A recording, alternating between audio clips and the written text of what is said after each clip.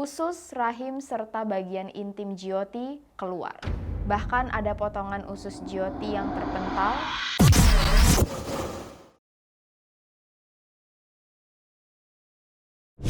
Desember 2012 di Delhi, India. Sekitar jam setengah 10 malam, Jyoti Singh berdiri di pinggir jalan. Tapi Jyoti merasa aman, karena malam itu dia nggak pulang sendirian. Dia ditemani oleh teman baiknya, seorang pria yang bernama Awindra.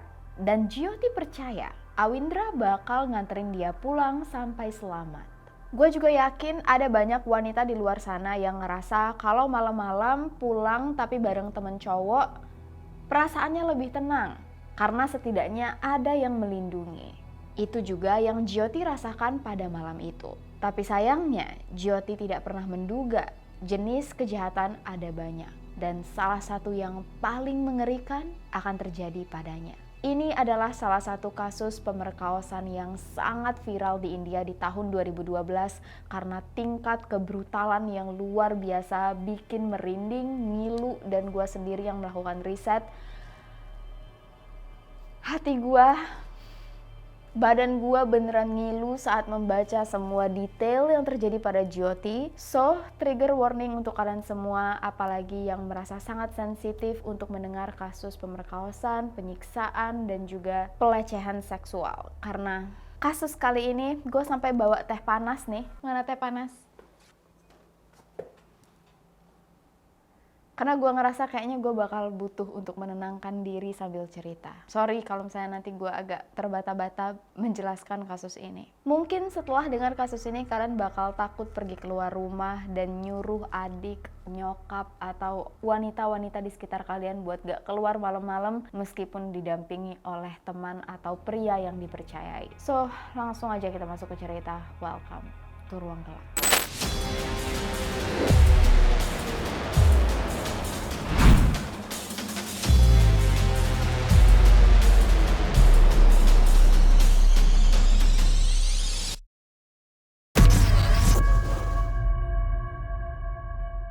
Jyoti Singh lahir pada tanggal 10 Mei 1989 di India. Dan waktu itu, pemikiran orang India tentang anak wanita tidak seperti sekarang. Di India, kalau anak laki-laki lahir akan dirayakan besar-besaran. Tapi kalau anak perempuan yang lahir, biasanya nggak ada perayaan. Bisa dibilang diskriminasi seksualitas. Tapi, keluarga Jyoti, ayah dan ibunya sayang banget dengan Jyoti.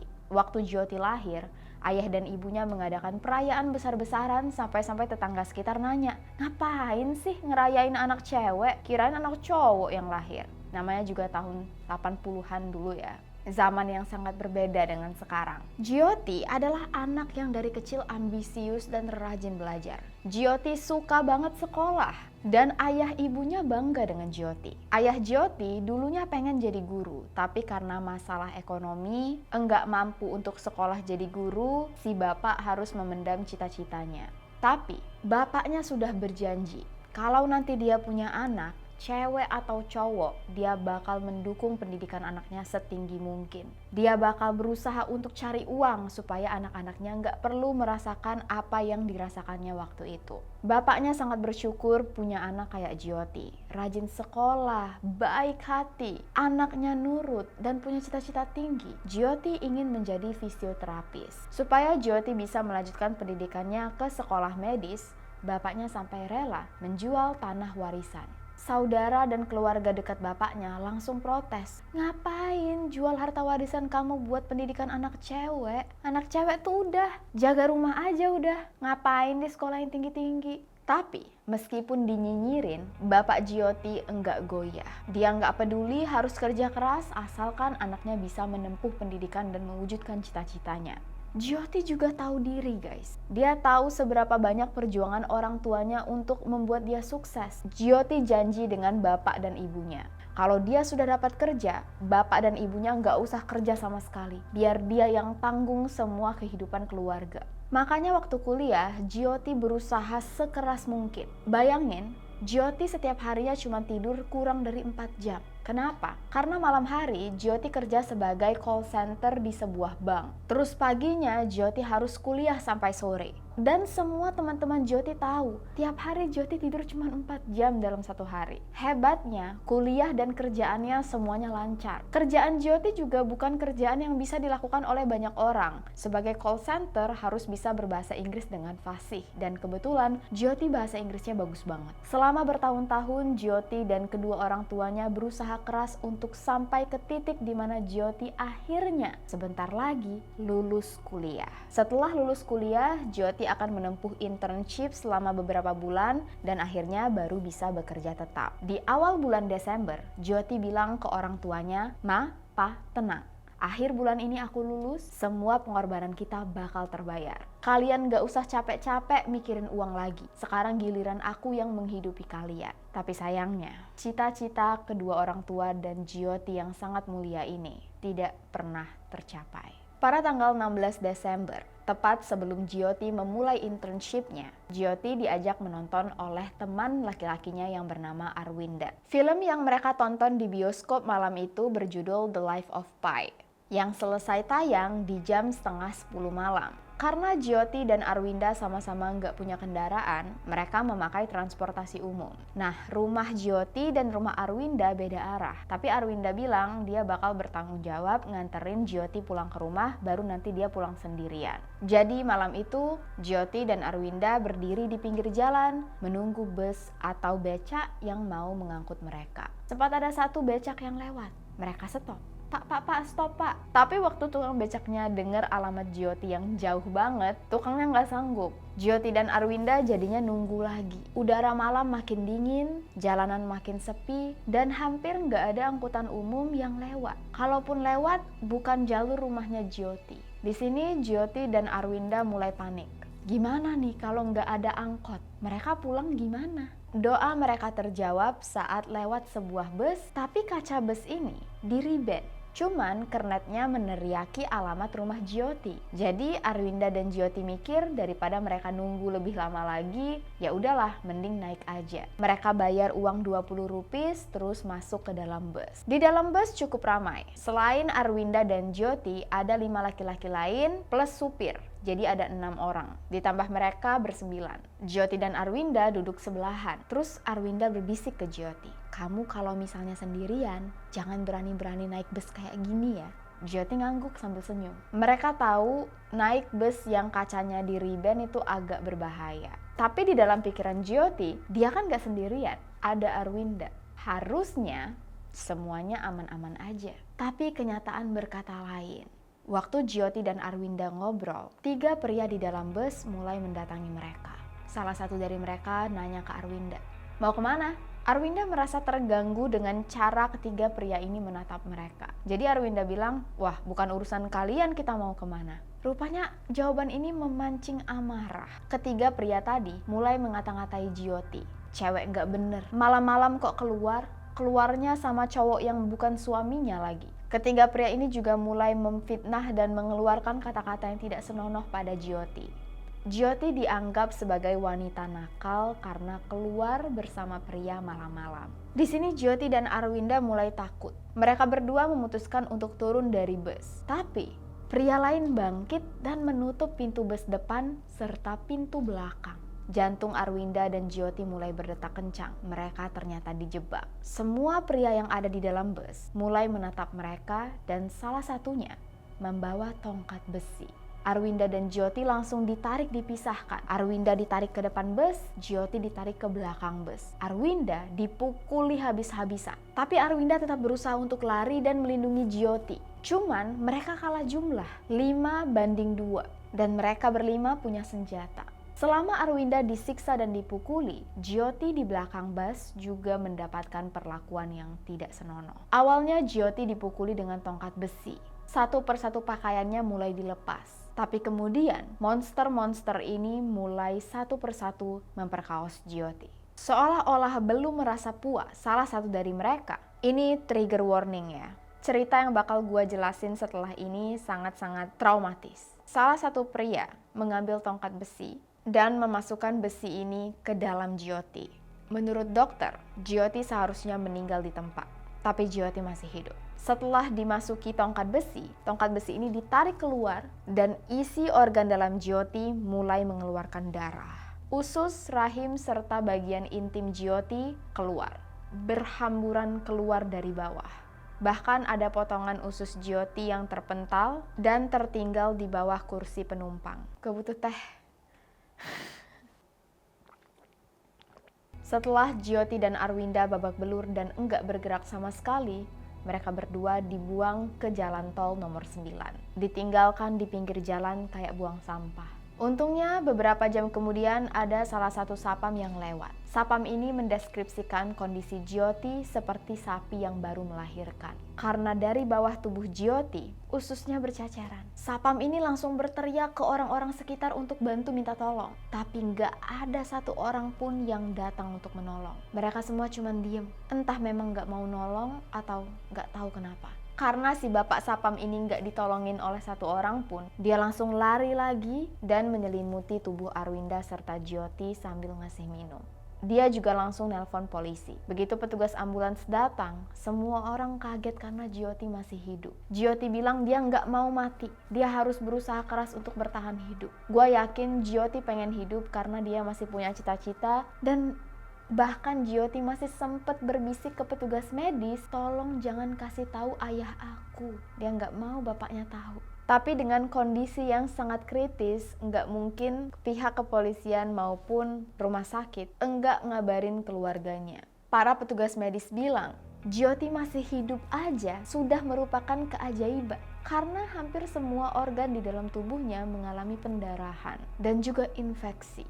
Dalam waktu 3 hari, Jyoti telah melakukan 5 kali operasi. Tapi dokter masih belum bisa mengembalikan ususnya dalam keadaan normal. Jyoti juga udah nggak bisa lagi ngomong. Dan dalam keadaan kritis ini, dokter membiarkan polisi untuk menginterview Jyoti. Karena dokter nggak tahu Jyoti bisa bertahan sampai berapa jam. Dengan bahasa isyarat, Jyoti mampu memberikan deskripsi semua laki-laki yang menyerangnya. Cerita Jyoti sangat detail, dia inget A, B, C, D, E, muka orangnya, ciri-cirinya yang berusaha dia ceritakan ke polisi lewat isyarat dan gestur. Jyoti juga memberitahu nama panggilan para laki-laki ini yang dia dengar selama disiksa. Begitu juga dengan Arwinda yang membantu polisi untuk mendeskripsikan jenis bus, ciri-cirinya, dan juga detail-detail penting yang membuat polisi bisa melakukan investigasi secepatnya. Dengan semua keterangan ini, polisi berhasil mengamankan rekaman CCTV di pinggir jalan tol yang menangkap kejadian saat Arwinda dan Jyoti dibuang ke jalanan. Polisi langsung mendatangi sebuah camp yang menampung bus-bus transportasi. Dari semua bus-bus yang ada di situ, polisi melihat ada satu bus yang sangat mirip dengan deskripsi Arwinda, Jyoti, dan yang tertangkap di dalam rekaman CCTV. Dari luar, polisi melihat di dalam ada supir yang masih duduk. Jadi polisi langsung menyergap sang supir dan waktu polisi mendekati mobil bus ini, supirnya melihat dan langsung kabur. Untungnya polisi bergerak cepat. Sang supir bisa langsung ditangkap. Supir yang diketahui bernama Ramsingh yang berumur 30 tahun. Polisi mulai melakukan olah TKP di dalam bus dan disinilah polisi menemukan bercak darah yang dipercayai bekas potongan usus Jyoti. Ramsingh lalu dipaksa polisi untuk memberikan 5 nama pria lain yang melakukan aksi bejat mereka malam itu. Dan berikut nama-namanya.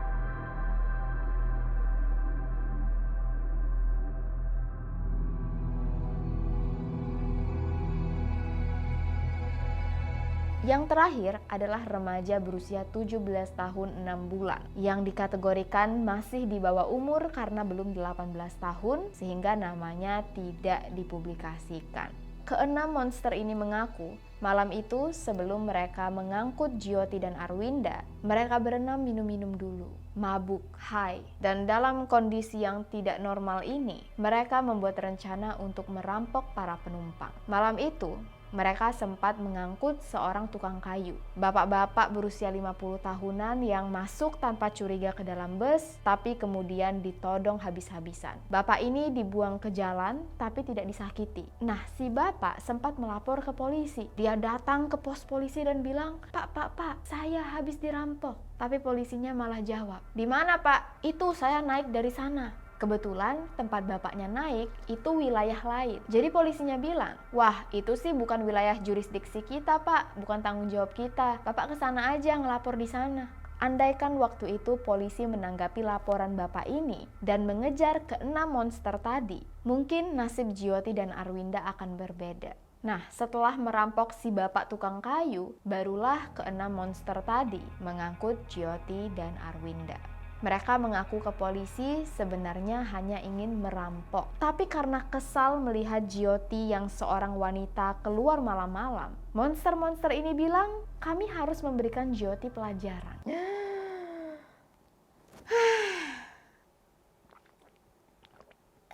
Menurut monster-monster ini, wanita kalau sudah keluar malam berarti salah dia sendiri kalau dijahat. Ini gue emosi banget.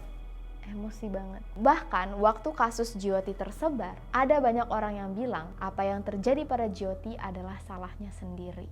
Pemikiran orang-orang yang di sisi lain, semakin hari kondisi Jyoti makin memburuk. Kasus Jyoti nggak cuma viral di India tapi juga ke seluruh dunia. Waktu itu pemerintahan India merasa tertekan karena ditonton oleh banyak negara. Jadi Presiden India saat itu menyuruh Jyoti untuk dipindahkan ke Singapura. Katanya di Mount E atau Mount Elizabeth, teknologinya lebih canggih, dokter-dokternya lebih ahli, dan mungkin keselamatan Jyoti bisa semakin meningkat kalau dipindahkan ke sana.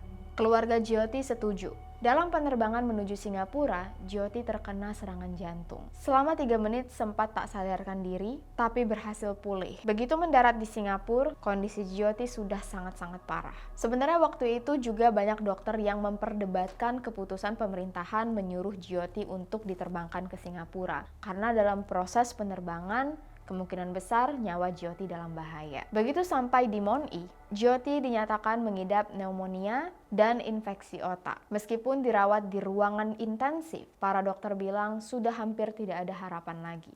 Jyoti bisa bertahan lebih dari 10 hari setelah penyerangan aja, udah luar biasa banget. Membuktikan bahwa Jyoti berjuang sekeras-kerasnya untuk bisa bertahan hidup. Tapi sayangnya, keesokan harinya di tanggal 29 Desember 2012, tepat jam 4 subuh, Jyoti menghembuskan nafas terakhirnya. Keenam pelaku awalnya menyatakan bersalah atas kasus pemerkosaan dan juga perampokan yang mereka lakukan terhadap Jyoti dan Arwinda. Tadi gue lupa bilang kalau setelah mereka melempar Arwinda dan Jyoti, keenam orang ini mulai membagi-bagikan uang dan juga HP yang mereka ambil dari tas Jyoti dan Arwinda. So, Arwinda dan Jyoti beneran gak cuman disakiti, dilecehkan, dan diperkaos, mereka juga dirampok. Awalnya ngaku bersalah, tapi waktu tahu Jyoti meninggal, keenam orang ini langsung menyatakan tidak bersalah. Kedua pengacara yang menangani keenam monster ini bilang, mereka menyatakan tidak bersalah karena memang apa yang terjadi pada Jyoti adalah kesalahan Jyoti sendiri. Ngapain keluar malam-malam dengan pria?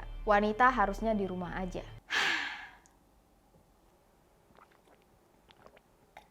Pengakuan-pengakuan ini membuat banyak wanita di India marah. Mereka mengadakan protes besar-besaran. Awalnya protesnya damai, tapi begitu polisi turun ke jalan, ricuh. Protes kasus Jyoti dilakukan gak cuma di India, tapi juga di Palestina, Sri Lanka, Afghanistan, bahkan sampai ke Eropa. Karena orang-orang merasa wanita-wanita di India memang dikekang oleh sistem. Bayangin, Jyoti yang jadi korban malah disalahin dan pelakunya malah dibela. Karena mendapat atensi dari seluruh dunia, pemerintahan India merasa tertekan dan harus menanggapi kasus ini dengan sebaik-baiknya. Keenam monster ini diadili dengan hukuman yang sangat berat. 5 orang diadili di pengadilan dewasa, 1 lagi yang berumur 17 tahun 6 bulan diadili dengan hukum anak-anak. Cuman guys, di sini ada kontroversi. Remaja berumur 17 tahun ini sebenarnya adalah orang yang memasukkan tongkat besi ke dalam tubuh Jyoti. Jadi nggak adil banget, cuman gara-gara umurnya kurang 6 bulan, dia diadili dengan hukuman anak-anak. Dan kalian tahu hukuman apa yang didapatkan oleh remaja ini? Dia diberi hukuman paling berat, yaitu 3 tahun di sekolah reformasi. 3 tahun. Dan bukan di penjara, tapi di sekolah reformasi. 3 tahun ini termasuk 6 bulan selama dia menunggu masanya di pengadilan. Yang berarti nggak sampai 3 tahun dia dihukum. Setelah 3 tahun dihukum, remaja ini diberikan identitas baru. Sekarang dia udah hidup dengan identitas baru, nggak ada yang tahu kalau dia adalah orang yang memasukkan tongkat besi ke dalam tubuh Jyoti Singh. Kepala gue pusing. Itu hukuman yang diterima oleh si remaja monster ini. Gimana dengan 5 pria lainnya? Ram Singh ditemukan meninggal dunia di penjara tahanan pada tanggal 10 Maret 2013, yang berarti 3 bulan setelah kasus Jyoti Singh terjadi. Ada yang bilang Ram Singh bunuh diri, ada yang bilang dia dibunuh oleh narapidana lain di dalam penjara. Penyebab kematiannya tidak jelas, tapi kayaknya nggak banyak yang peduli juga. Jadi alasannya tuh masih nggak jelas. Tersisa 4 pria. Mereka berempat dijatuhi hukuman mati. Dan keempat-empatnya sudah dieksekusi di bulan Maret 2022 tadi, bersama-sama digantung di ruangan yang sama. Meskipun sebelumnya 4 pria ini sempat meminta tolong ke presiden, nulis petisi, nulis surat untuk minta keringanan hukuman, untungnya permohonan mereka tidak dikabulkan dan tetap dieksekusi. Dan inilah kasus yang dialami oleh Jyoti Singh, kasus pemerkosaan yang paling terkenal di India, sampai-sampai film serialnya dan film dokumenternya dibuat dan bisa kalian nonton di Netflix. Kasus Jyoti Singh juga membuat gerakan baru untuk pertama kalinya. Wanita-wanita India menuntut hak dan kewajiban mereka untuk dilindungi sebagai wanita, dan juga mulai muncul gerakan feminisme.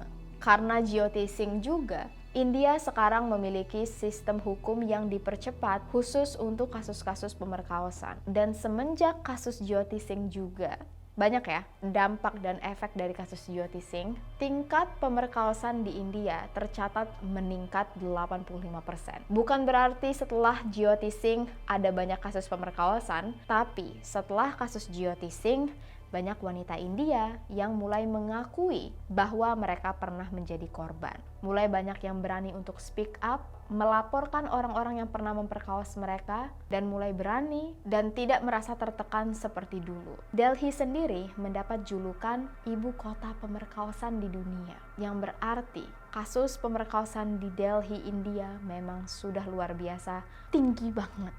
Dan semoga kita semua selalu aman, dilindungi oleh Tuhan, dan jauh dari monster-monster jahat yang punya niat-niat kejam. Dan sampai di sini dulu video kita pada kali ini. Lebih dan kurang gua mohon maaf banget. Thank you so much atas semua dukungan kalian. Mudah-mudahan kita selalu terhindar dari perbuatan-perbuatan jahat dalam lingkungan yang aman dan sehat selalu. I'll see you guys very soon in the next video. Please stay safe, take care, and stay alive.